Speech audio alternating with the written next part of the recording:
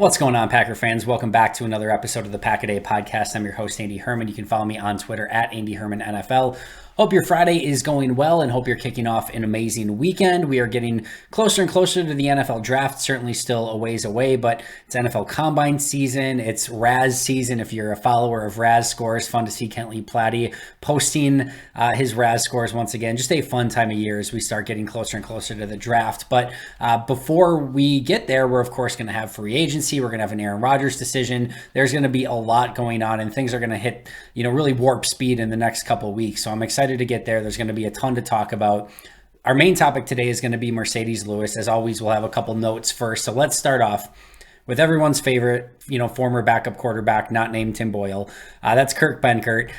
Per U Stadium, he had an interesting take on where Aaron is going to end up. And remember, Kurt, does have some relationship with Aaron. I don't think he's probably in Aaron's inner circle and probably isn't, giving out anything that Aaron's likely to do based on Aaron, but just his interesting take on things. He said, quote, Aaron is going to end up either a New York Jet or a Miami Dolphin. If I had to really guess, I'd say the Dolphins. They have the roster to win a Super Bowl, and he could really enjoy some time in the warmth, defrost a little bit after all these years. With Tua there and Tua having cleared concussion protocol, that's a little bit tough for me to see. The Jets are certainly the team that seemed to make the most sense, with the Raiders saying they're not interested right now. But per Kurt, he thinks either Dolphins or Jets and leans Dolphins. So that would be an interesting decision if that's what direction it ended up going in.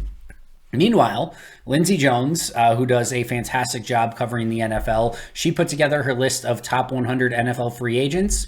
Only two Packers ended up on that list. I won't tell you where, so you have, so you go out and check out the article because, again, she did a tremendous job on it. But the two Packers that made the list, Alan Lazard, of course, and then Adrian Amos, which he was well back on the list. But overall, those were the two that made the top 100 list. So Green Bay, not a lot of free agents on that list, as expected. I don't think it was probably likely that a Keyshawn Nixon gets involved in the top 100 free agents in all of football. He's an interesting one, but I don't think he probably gets quite to that level. Amos is interesting. I think he's probably still worthy of making that top 100 list. And then Lazard was a no-brainer. So no other Packers on that list. That brings us to our main topic today. And it's an interesting one. And I've talked quite a bit about the tight end position already this offseason. But it was interesting once again this week when Brian Gutekunst was asked, and this is the specific question that he was asked, what's the biggest thing roster-wise that you guys need to improve upon next year? And his answer started with, well, we only have a few tight ends coming back from last year, so there's some holes there. Those guys are going to have to fill them, or we're going to have to look other places. So he didn't say, and trust me, there's a lot of questions flying around, and GMs are, trying to be specifically vague. So he's not, just going to tip his hand entirely, right? But sometimes things, just kind of slip out, and you kind of give away what your intentions are without maybe trying to do so. Maybe that's the case here. But if that is the case, there's only a few tight ends coming back from last year, and right now there's literally only 3 tight ends that are on the roster. A few, usually 3, right? Josiah DeGuara, Austin Allen, and Nick Guggemos. So those are the 3 that are coming back, and that are on the roster in some capacity right now. So the other tight ends, Tyler Davis, Robert Tonyan, Marcedes Lewis, he didn't say, we might have to look at bringing some of our own guys back or anything like that. He said, quote, we are going to have to look other places. Should usually mean the draft, free agency, trade, etc. So maybe a little bit of a slip there and giving his hand in that they're maybe not super interested in bringing back Lewis, Tonyan, and Tyler Davis. There's always options that are on the table, and these are always fluid discussions. So I wouldn't rule out Tonyan. I wouldn't rule out Lewis. I wouldn't rule out Davis as coming back in some capacity this upcoming season. But you could very much have a position that clearly they see as a whole. It was the first position he brought up. They only have 3 guys on the roster. Only one of those, Josiah DeGuara, is, of any real likelihood at this point to make the 53-man roster. Although, as I've mentioned in the past, I do really like Austin Allen. And the only reason I keep talking about tight ends is because I really like saying Nick Guggemos. So I'm going to keep saying Nick Guggemos. But those are the 3 guys on the roster. They clearly need to fill that position, and there's going to be a lot of opportunity to do so, either via the draft, which is a very tight end heavy class, or via free agency, maybe even via trade. So as I mentioned, I've talked about tight end options before. I've talked about this position. I've talked about how it's weak. I've talked about, ways that they could go about filling that position. But today I wanted to be hyper focused on one specific tight end, and that's Marcedes Lewis, because he is a very interesting player. He is a fan favorite. He is somebody that is beloved in the locker room. He's a beloved member by the fan base, and he's somebody that when anything happens with Big Dog, the entire roster, offense, defense, special teams, they're barking like Big Dog. Like, he just has a very special place on this team. So he makes this a very interesting decision. So let's go through and kind of go why this is an interesting decision, what could possibly happen, if they should go in a different direction, if they do go in a different direction, what options may be available. Let's go through all of that. So the first thing that I kind of thought of when it came to Marcedes Lewis is he tied to Aaron Rodgers in some capacity? From a Packers standpoint, from a Green Bay Packers standpoint, I feel less and less like that is maybe completely the case. And what's sort of telling me that is they're really bringing back this roster. In all of their moves so far, they are trying everything they can to kind of bring back the team that they had in a very large way from what they had a season ago. And there's going to be changes, and clearly tight end, and as I mentioned yesterday, safety might be part of that discussion as well. There's going to be some changes on this team, all right? And tight end very well could be a large part of that. But I'm not getting the impression that this is a team that's going in a 180-degree, completely different direction. And if this is a team that does go forward with Jordan Love, it seems that they are very comfortable giving them the roster that they would go forward with Aaron, and not just, feeding them to the Sharks for a couple years and sort of, ripping the Band-Aid and tearing this roster down and saying, hey, we know we're not going to compete with Jordan right now, so we're going to look at a future window. Maybe not what they should be doing, but if this is Jordan's team, it seems like they're going to give him some really good football players to go out and try to win football games and get a real evaluation of what he can do at quarterback. There's a lot of value in that as well. So I'm not as set as I was before, where if Aaron's gone, that means guys like, Marcedes Lewis and David Bakhtiari and all these guys are potentially gone. I do think Randall Cobb is probably tied to Aaron in some capacity, right? I do think you could end up with maybe a Marcedes Lewis. You could end up with a couple guys that could be tied to Aaron, but it feels less that way now than maybe it did even earlier in the offseason. So from a Packers point of view, I don't get this sense that they would not be interested in Lewis at all if Rodgers is gone. I think he could be a player that they're very much interested in, even if Jordan Love is ultimately the quarterback. Now, the reverse of that is much more interesting to me, meaning if Rodgers is gone, does Lewis have interest in Green Bay? The first piece could be that maybe Lewis wants to go play with Aaron. So if Aaron goes to the Jets or the Dolphins or the Raiders or whatever, and Rodgers says, hey, let's go get Marcedes, and he has the opportunity to go play with Rodgers next year, does he say, yeah, I'd rather go play with Aaron? I think, remember, Lewis is older as well. He's probably going to be wanting a potential Super Bowl, and he might look and say, hey, Aaron gives me the better chance to win a Super Bowl next year than probably Jordan Love does. If I only do this one more year, I want an opportunity to win a Super Bowl, and he might just go with Aaron instead of staying in Green Bay. So that's a possibility if the team that Aaron goes to would potentially want him, and that, of course, is if Aaron ends up even going to another team at all. So that could be number one. Number two is if Aaron does leave via retirement or via going to another team, even if that team is not interested in Marcedes, or even if, like I said, if Aaron just retires and Aaron's not back in Green Bay, Lewis could very well look elsewhere because he still could very much want to look at a team that he thinks is maybe the most ready to win a Super Bowl.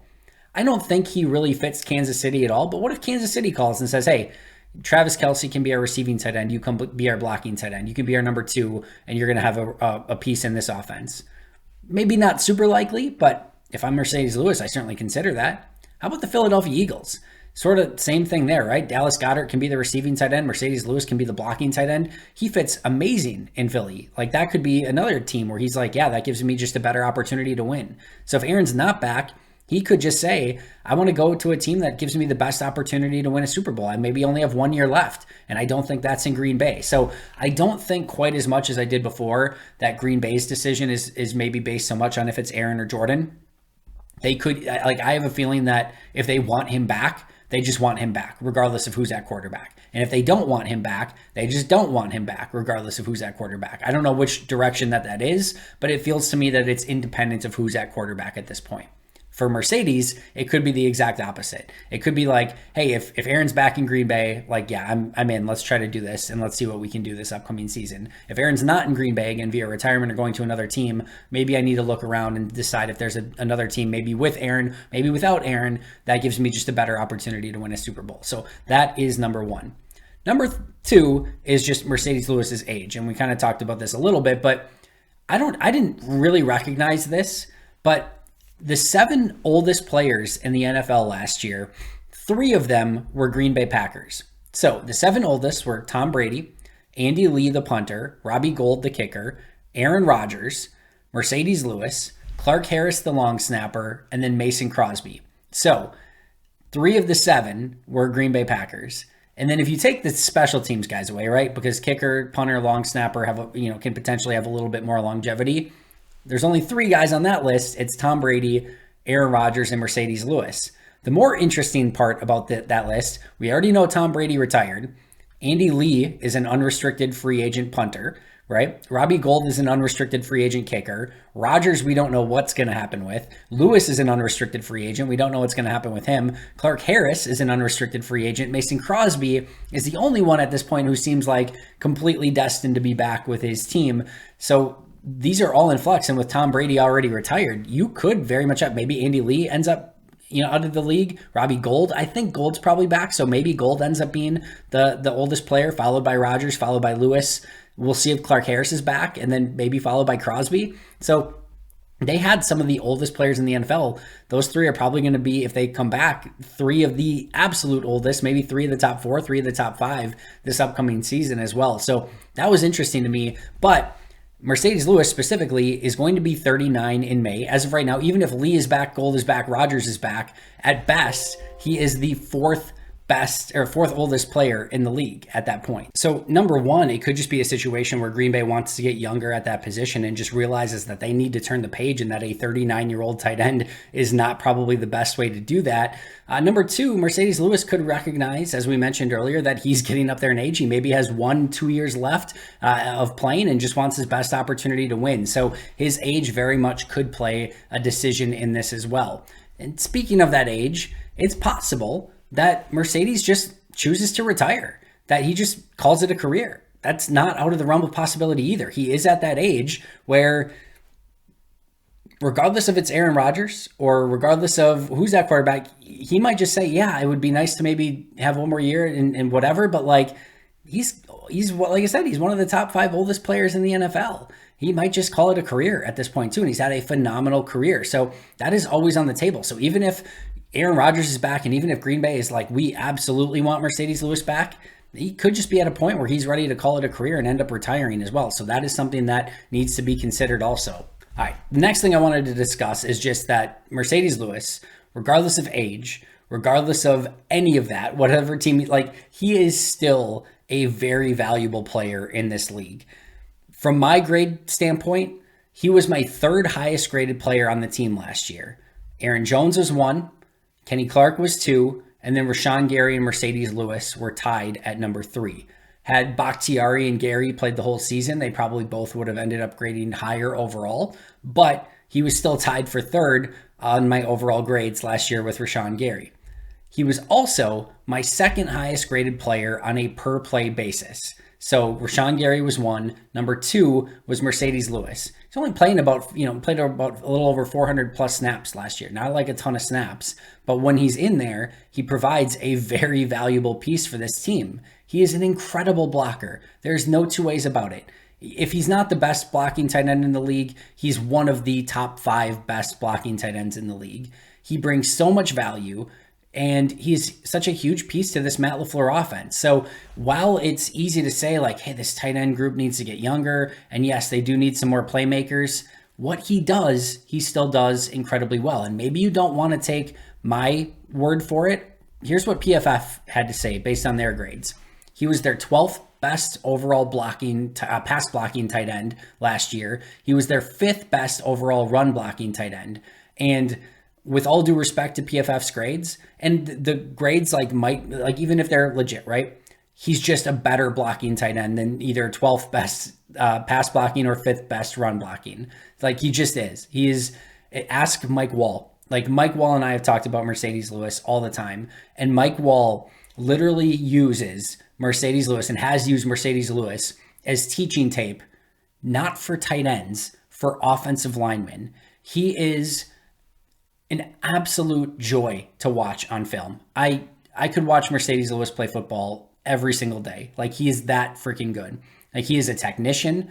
He plays with a physicality. He plays with technique. He is a master of his craft. It is just a joy to watch. If the offensive linemen in the NFL played with the care, effort, technique, and physicality of Marcedes Lewis, we would have an offensive explosion in the NFL because of how technically talented and sound the offensive lines were in the NFL. He is that good. He is that guy. So he is still playing at an extremely high level when it comes to blocking. Now, as a receiving tight end, he was PFF's 11th worst receiving tight end out of 73 graded tight ends that were eligible based on how many snaps that they played. 73 tight ends. He was the 11th worst receiving tight end. And as much as I said earlier, he's probably in the top 5 of blocking tight ends, regardless of their grades. He's probably in the bottom 5 of receiving tight ends at this point, right? He is a slight step above of like an extra, just like playing a 6th offensive tackle at that position when it comes to actually being a receiving tight end. Now, he has some value in the red zone. They will sneak him out on a tight end screen every now and again. He'll make a play as like a rollout player. Like, every once in a while, you'll see Lewis still come up with something. And when he does get the ball, every once in a while, he'll break a tackle or teams just lose track of him and he'll rumble down the field a little bit. But this is a blocking tight end who they use as like surprise, Marcedes Lewis has the ball every once in a while, like maybe once or twice a game at best, right? So that's where we're at. Extremely good pass blocking tight end, extremely good run blocking tight end, just not much of a weapon in the passing game. And we have talked about just how important it is that Green Bay gets more weapons on the field. Well, if Marcedes Lewis is taking 400 plus snaps, those are 400 plus snaps where you just are basically having a 6th offensive lineman and not really a weapon at all.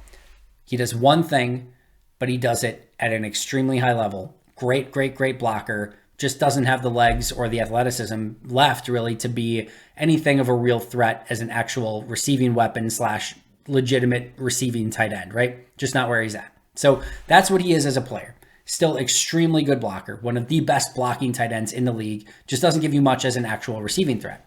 So that brings us next into money, right? Marcedes Lewis's contract situation has been the same for a while now. His first contract was 1 year, $2.1 million.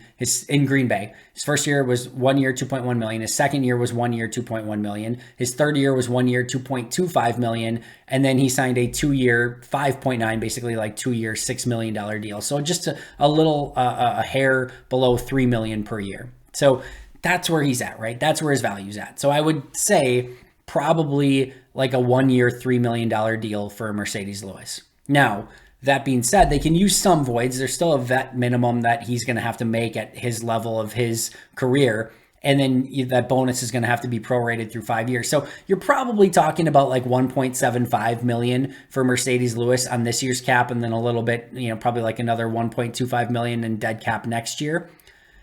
That's not like backbreaking, right? Like, this isn't a decision where it's, if you go with Aaron Rodgers, you've got like a 60 million, cap hit in the future and things like that you have to deal with. You're talking about maybe like a $1.25 million cap hit next year and 1.75 on this year's cap. And remember, like, the minimum player in the league is going to make like 750,000, right? So you're talking about 2.25 million more overall than the minimum player salary, and probably only about 1 million more on this year's salary cap to bring him back. So to me, from a salary cap standpoint, unless Marcedes is all of a sudden like, you got to pay me $5 million a year, or I'm not coming back. Like, unless he's something like that, then you probably just go in a different direction. But assuming this is about the same salary that he's been making, somewhere around a 1 year, 2.5, 1 year, $3 million deal, I think that is more than reasonable and not something that's going to be a deal breaker one way or the other.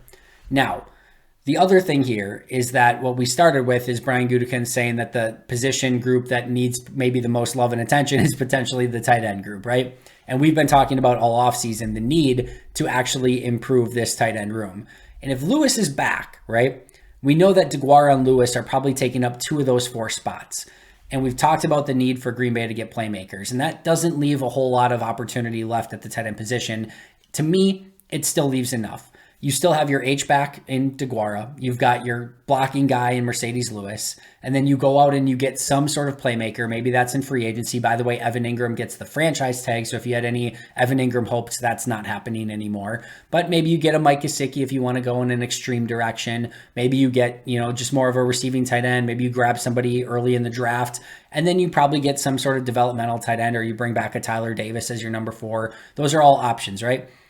To me, if you can get a receiving tight end, you bring back Marcedes, you bring back Josiah, and then you've got maybe a 4th or 5th round developmental guy as your number 4 tight end. That's a good build of your roster. So to me, it doesn't really limit you in what you want to do from that standpoint. So that to me would not be a deal breaker either. They do still need to add playmakers. If Lewis and DeGuara are back, those other 2 spots, it's going to be important that they get some guys with some receiving chops, with some playmaking chops. But to me, just having Lewis on the roster doesn't necessarily limit what they can do from a playmaking standpoint.